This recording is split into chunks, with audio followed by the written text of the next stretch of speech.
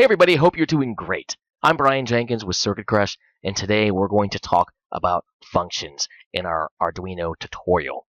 Now, from a bird's eye view, a function is a self-contained unit of program code designed to accomplish a particular task.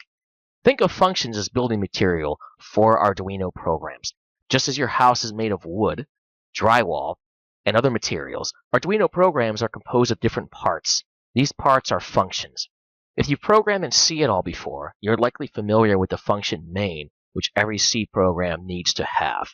If you programmed Arduino before, you probably know that every Sketch or Arduino program needs to have setup and loop.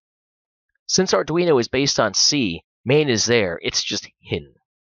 Arduino comes prepackaged with many different functions for handling different common tasks. Another cool thing about functions is that you can write your own custom functions to do whatever you want. And we'll talk more about that in another tutorial. So why use functions? Well, first, they save you from repetitious, boring programming. If you have to do a certain task several times in a program, you only need to write an appropriate function once. The program can then use that function wherever it needs to, or you can use the same function in different programs. Experience has shown that the best way to develop and maintain a large program is to construct it from smaller pieces.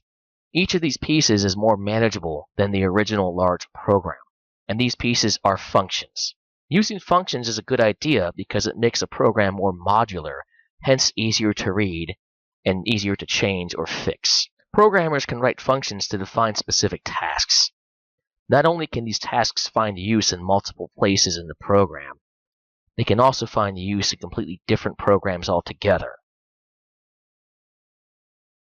This cuts down on repetitive work and duplicating the same code over and over again for different programs. For example, if you want to display something on the screen, you would use the Serial.print function. And remember that the name before the dot is a library, and the actual function comes after. Now sure, you could write a bunch of code from scratch to print some characters on your screen, but why reinvent the wheel, at least in this case? This has already been done and can be a huge time saver. Instead of writing a bunch of lines of code to handle the low-level operations of writing a character to the screen, you can just call or invoke the function that does this. Way easier. Now let's dissect an example function, Serial.print, and talk about the different parts. We're going to use the following code snippet, which I'm going to type here right in front of you, and focus on the function. So let's start this with Serial.begin here in setup, and then let's jump over to loop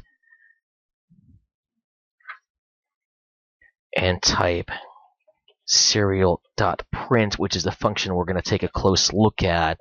And let's put in here 255 and then bin semicolon. And let's type another Serial.print statement. And we're going to do this. Now let's go ahead and compile and upload it. And let's take a peek at what it's doing with the serial monitor. And it's not very interesting, but we can see here it's just printing a bunch of ones. So I'm going to turn that off. And let's talk about this. Now, first we need the Serial.begin over here to get an output on our screen with the serial monitor. Without that, you wouldn't be able to see anything here. Now, I talked about the serial monitor in another tutorial, so that's all I'm going to say about that here. Next, we see this particular function, the Serial.print function, has two parts with a period or dots in between them. Not all functions in Arduino are like this, like the delay function, which just looks like this. And I'm just going to comment it here. You put a value in here, a number of some sort, and it's just one part. So not all functions in Arduino have two parts, but many of them do. For the ones that do, the general format is a library name, the dot, and then the function name. Or the library name is capitalized and the function name is not. And the print function is part of the serial library, so that's why we need both parts for this to work. Now what about all the stuff in the parentheses? These are the function's arguments, which you could think of as, well, the stuff the function uses. The \n inside the quotes in the second print statement tell the computer where on the screen to print the characters and how to print them. In this case, the \n tells the compiler to print the text on a new line. Now, I know there's another way to do this, but for illustrative purposes, we're going to stick with this way for now. Now, the first print statement has two arguments separated by a comma. First, we tell the compiler to print the number 255. The bin stands for binary and tells the computer to print it in binary. That's why we see all ones on a serial monitor, because 255 in binary is just 8 ones. Usually, you'll use just one argument for the serial.print function. The point I wanted to illustrate here is that some functions can take more than one argument, while others, like loop and setup, take none. Some functions return a value. And what do we mean by return? Well, sometimes a function will take some stuff, get a result, and then return that result to the main program or the function that called that function. So let's use this fictitious function here that adds two numbers as an example. Let's type here, we're going to say fake function, and I'm going to make this up. Let's see, int number adder num1 num2.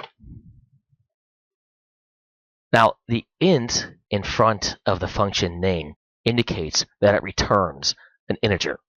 In this case, that integer is the sum of num1 and num2, which are the things the function takes in or uses. Earlier, I said some functions return a value. Others do not, like the delay function, for example. The delay function just waits a certain amount of time, a number of milliseconds, and then that's it. You may see functions that don't return a value written like this.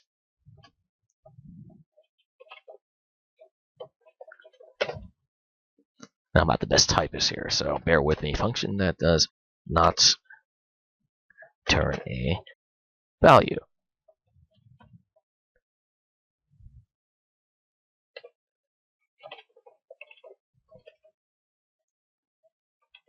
The void simply means that the function doesn't return anything. Other functions return nothing and take no arguments. And you may see these written like this. And I'm just going to copy, paste, and then in the parentheses, you'll see void again. It just means that, again, the function doesn't return anything, nor does it take any arguments.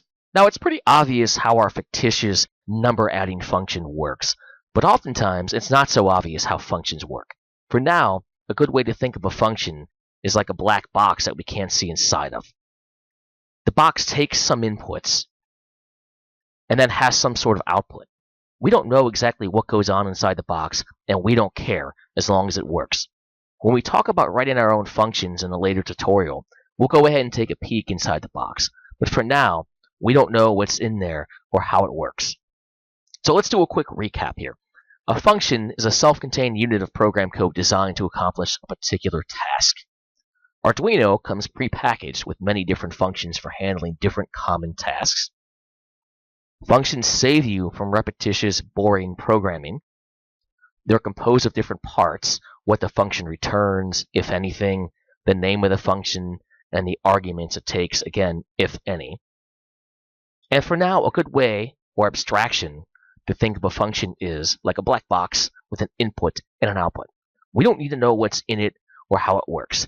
And that's it for now, guys. We're going to go over functions again in more detail in another tutorial. Until then, keep geeking. If you're interested in Arduino and microcontrollers, you'll love how to get started with Arduino in one day or less. Get instant access now by clicking the link below in the description.